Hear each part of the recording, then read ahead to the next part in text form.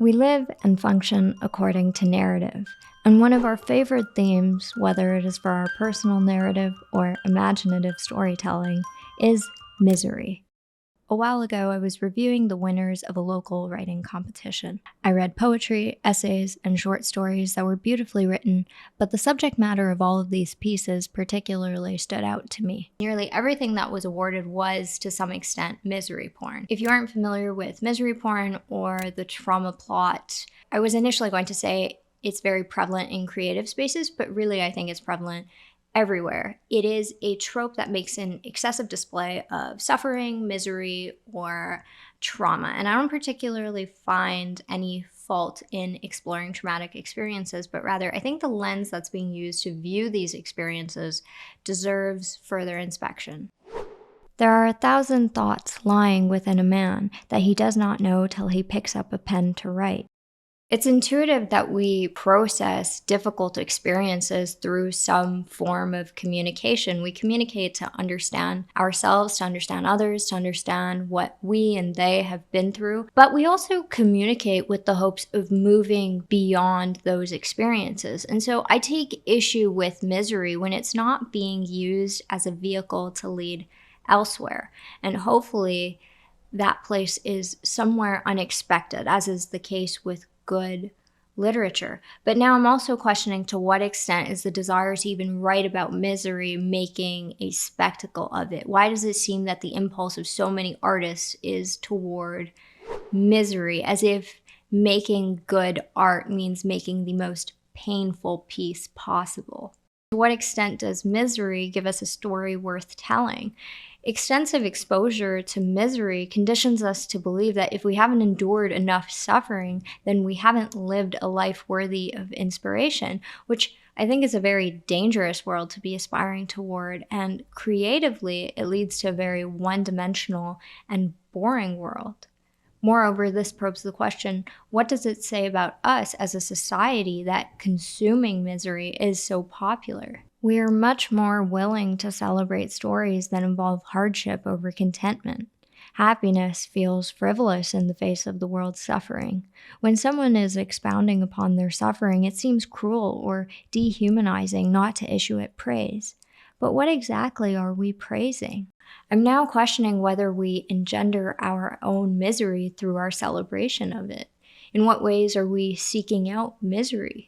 In a world infatuated with victimhood, has trauma emerged as a passport to status, our red badge of courage? Trauma trumps all other identities, evacuates personality, remakes it in its own image. We antagonize the cruel fate of the world, and yet in many ways we are quite attached to this thing that we claim to despise. It's taboo to acknowledge that tragedy, that misery keep us entertained, so much so that we've dramatized it and that we've built entire identities out of it.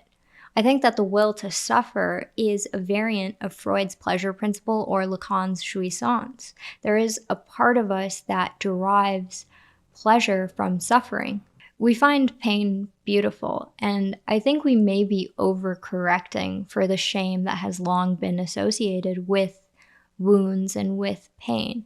But we've shifted from shaming pain to now glorifying it, and I don't think either of those are particularly helpful when it comes to healing or progress.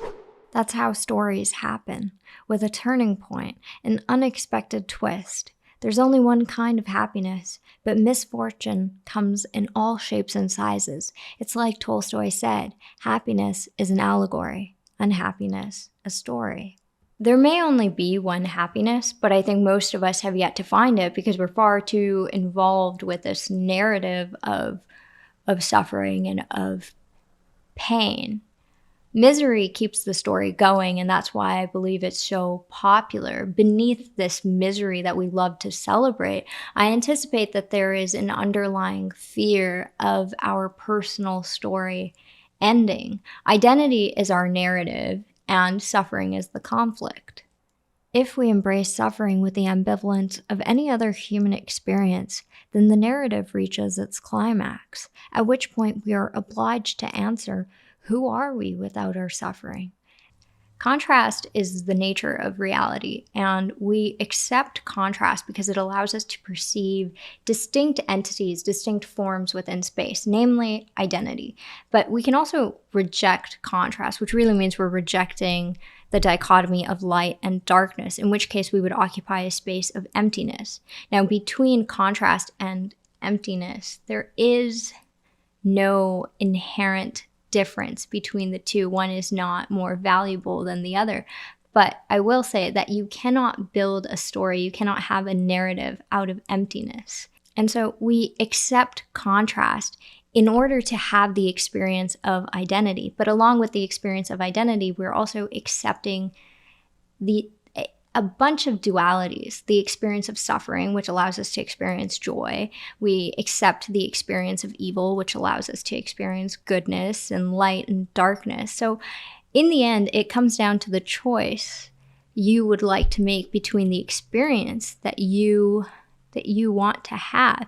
And that's what I think is missing in this misery-focused genre, is that agency tends to not be part of the story at all. We tend to not observe that aspect. And even in our most miserable moments, I don't think agency can be negated. As always, thank you for watching. Thank you to my lovely patrons. If you want to support what I'm doing here on YouTube, then please consider joining me on Patreon.